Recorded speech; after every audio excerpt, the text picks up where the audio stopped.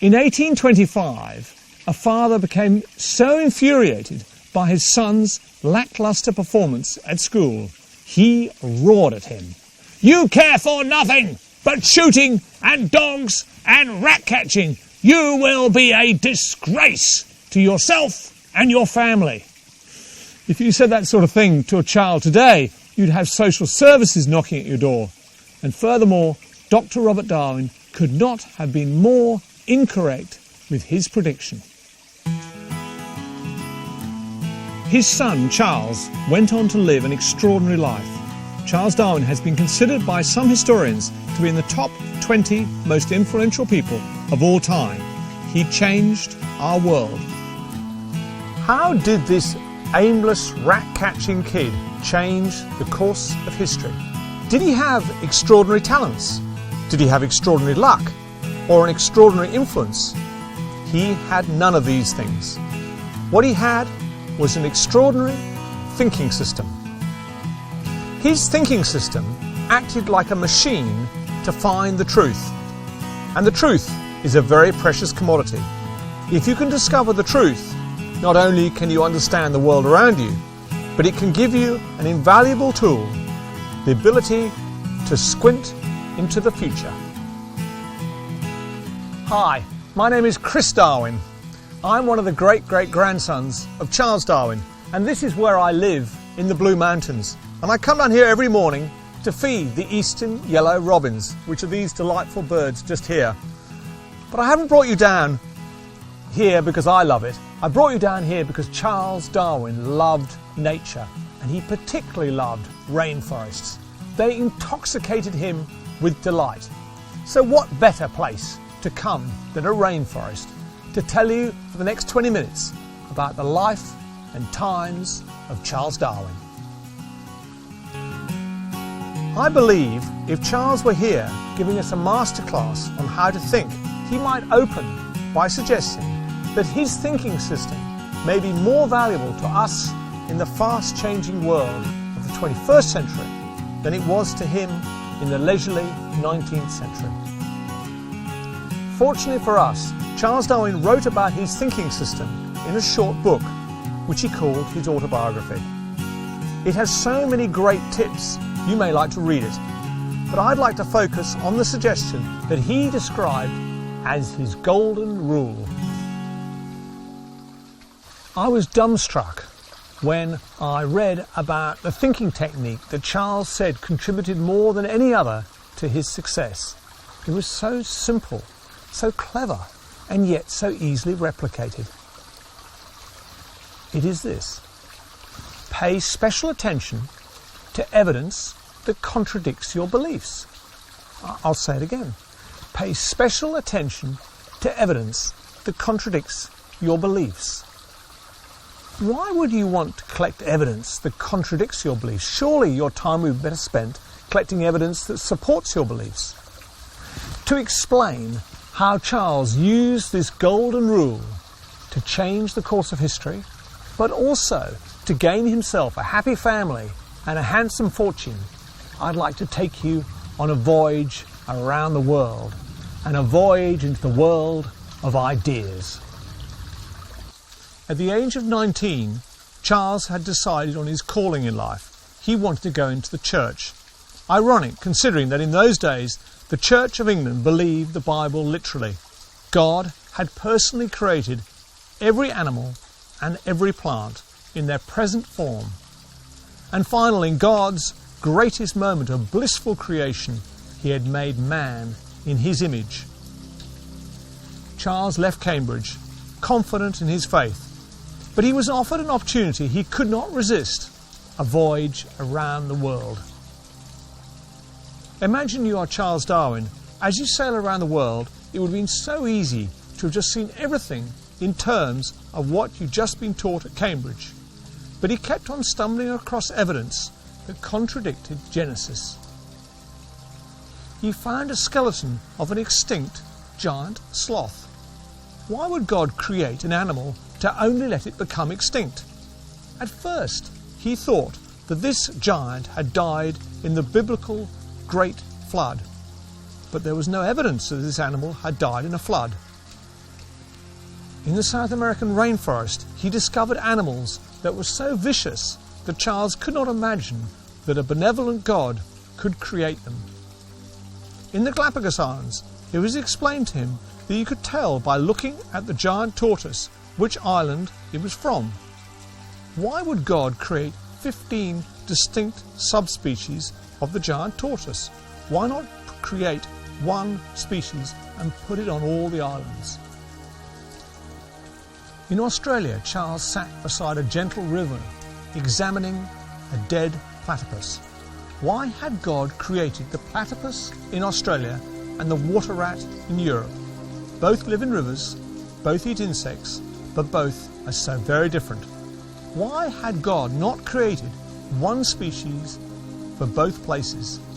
It was then that Charles penned in his diary his first real indication that he was beginning to question whether the Almighty was the creator of species. This was a monstrous thought. After arriving back in England, Charles decided that biology, not theology, was his passion in life. He also found his true love, Emma Wedgwood, and there is little doubt that Charles would never have been so successful without Emma. With Emma's help, Charles spent the next 20 years compiling evidence that animals and plants can change, little by little, over many generations, through a process called natural selection. We will talk about this extraordinary process during the course. But suffice to say that Charles was sitting on this terrifying theory, too frightened to publish it, until his hand was forced. A letter arrived from a certain Alfred Russel Wallace. As Charles read it, he realised to his horror that Wallace had come up with exactly the same theory. On the 24th of November 1859, Charles was forced to detonate his meticulously constructed bomb. The book on the origin of species by means of natural selection was published. The polemical impact of the origin is softened for us by 100 years of post-Darwinian thought, but at the time these shockwaves ripped through the intellectual world. Although Charles did not mention the origins of humans in his book, the inference was clear. He was saying we are not made in the image of a god. He was saying we are a very charming, very intelligent ape. The belief of most Westerners was that man was made in the image of God. Charles's theory represented the most humiliating demotion to a mere naked ape. Anger and denial erupted, and all corners of society waded into the fray. Charles was described as the most dangerous man in England. Queen Victoria was not amused. It is said she went a little red. "If this theory is found to be true, I trust it will not become widely known." It did become widely known, and while it is not universally accepted, this theory changed the course of history. It fundamentally changed how we view our place in the universe. It encouraged humanity to think of ourselves as part of the natural world and not above it. Furthermore, Charles helped change the way we think. He elevated evidence rather than belief as the best way to find the truth in the world. Whether you believe Charles's theory is right or wrong is important, but it's not really the point I'm trying to make. The point I'm trying to make is that Charles became hugely successful, not only professionally, but also personally. He had a happy marriage, and his children reported he was a fun and loving father. He claimed that his success was largely due to the way he thought, particularly his golden rule.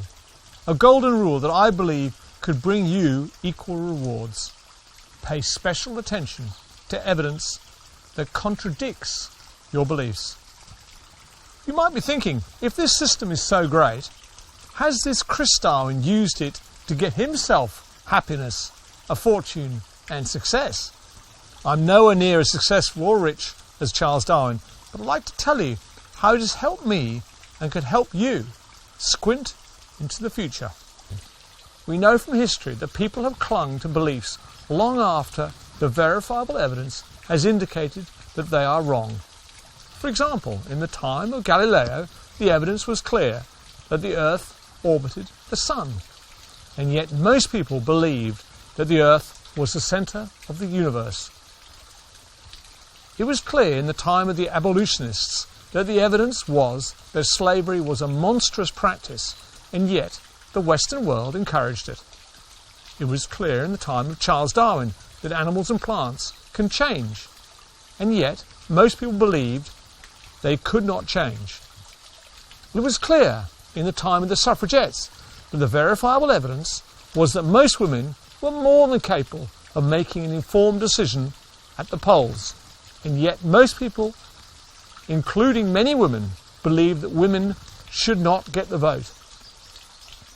If in the 17th century, the 18th century, the 19th century and the 20th century humanity has clung to beliefs well after it was clear that they were wrong, is it possible that in the 21st century we are clinging to beliefs that the verifiable evidence shows are wrong? If history is anything to go by, as these belief systems slowly change over the next 100 years or so, society will change profoundly, permanently, and I suspect for the better. Had we stumbled upon a way of squinting into the future? I thought you might be interested if I told you one of these belief systems that I think will change. For most of our history, humanity has lived with confidence in the mighty Earth belief. It states that the planet is so mighty and so bountiful we cannot damage it. Consequently, we can do as we wish, which is pretty much what we have done and are doing. However, since the 1960s, verifiable evidence has been flooding in that the mighty Earth belief is incorrect, and we are profoundly damaging the planet and denuding its resources. This behaviour will have a negative impact for future generations. If we continue for long periods of time, we may even render large areas of the planet uninhabitable. Climate change, the mass extinction of species, the hole in the ozone layer, topsoil loss, desertification, depletion of fish stocks, nutrient loss, resource depletion, the pollution of air, water and land are just a few of the consequences of the mighty Earth belief. Today, all countries and all governments, with the possible exception of Bhutan, operate under the unquestioning devotion to this belief. So here is the prediction. Over the next 100 years or so, the mighty Earth belief will be replaced by a new paradigm, a fragile Earth belief. And I believe there are signs that this change has already started. So as this belief changes, society will change profoundly, and I think for the better. For most of my life, I accepted the validity of the mighty Earth belief. But because of Charles Darwin's golden rule, when evidence started to appear that it might be suspect, I investigated it and found that the mighty Earth belief is baseless. So I'm changing the way I live my life, because in the final analysis, a good planet is hard to find. I can only suspect that Charles's golden rule could change your life, but I do know for certain that as a young man, Charles travelled around the world where he stumbled upon evidence that led him to a dramatic conclusion that maybe the natural world was not God's creation after all. He never meant to rock our world, but he did. Thank you very much, and I'll see you again later on the course.